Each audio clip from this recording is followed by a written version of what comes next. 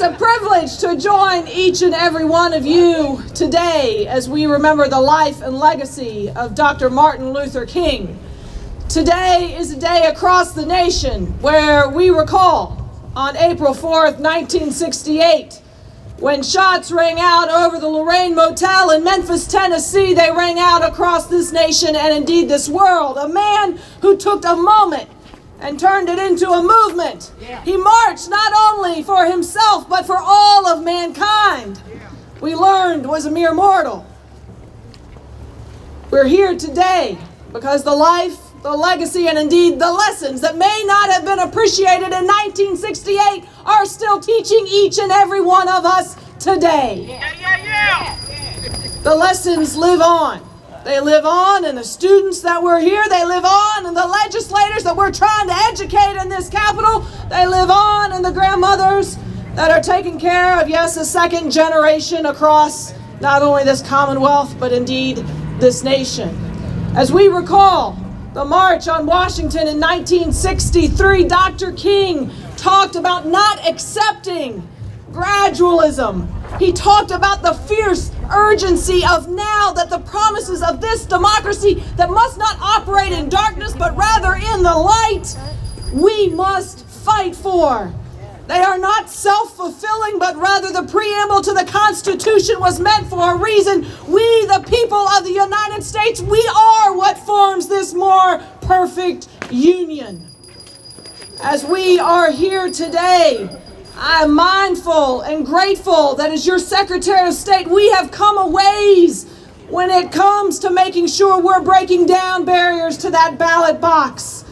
We have fought to make sure no soldier, sailor, airman, Marine, National Guard, or Coast Guard ever has to question, Secretary, does my vote count? Passing the first ever Military Heroes Voting Rights Bill.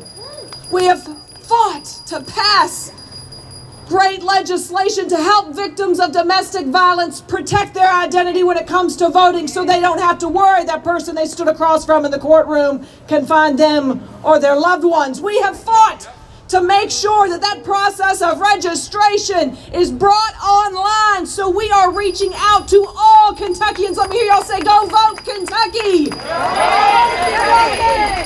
But let us not forget that we have still a long ways to go. We are the last in the nation to automatically restore nonviolent felony offender voting rights. That is wrong and we must do better. Folks should not be sentenced to a lifetime of silence, and I don't want to be like Florida, Iowa, or Virginia, or count on a governor to restore those rights. When you pay your debt to society, they should be automatically restored. Dr. King, he talked about the importance of that right to vote and what it just means to be a human. He said, if I don't possess the right to vote, I don't possess myself.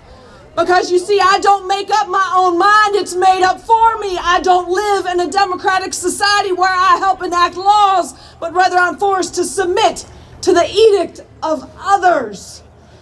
Folks, when democracy is broken for one of us, it is broken for all of us. We're here today because the least, the last, and the lost among us, they require us to lift our voices and yes, to get a little rowdy and get up and get out and get loud.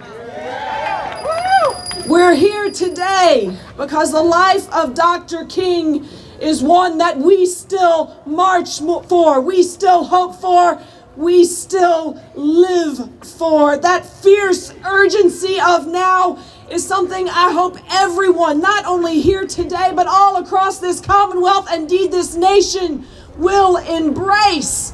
My fellow Kentuckians, I ask you, are you willing to stand up for those millions of young kids who we see standing up and telling adults, you aren't getting it right? We are marching for safer schools. Let me just say yes.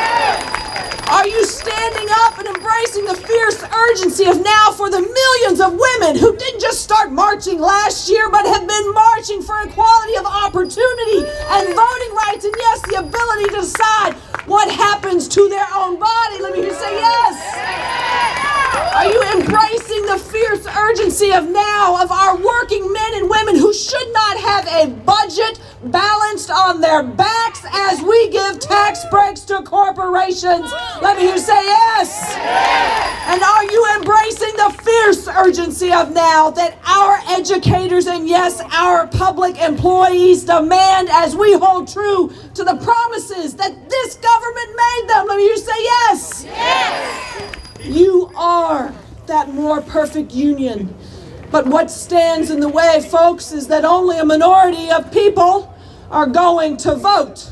So that means a minority of people are determining what's happening to a majority of us. Is that okay? No. It's not. We're here today to recommit ourselves to establishing that more perfect union, embracing that fierce urgency of now, and yes, getting up and getting out and getting loud. So my fellow Kentuckians, will you stand and let me hear you say that you will register to vote? Yeah. Will you stand and let me hear you say you will translate that registration into participation? Let me hear you say yes. Yeah. Thank you all very much. God bless each of you. Thank you, Reverend, for bringing us here today. Thank you, guys.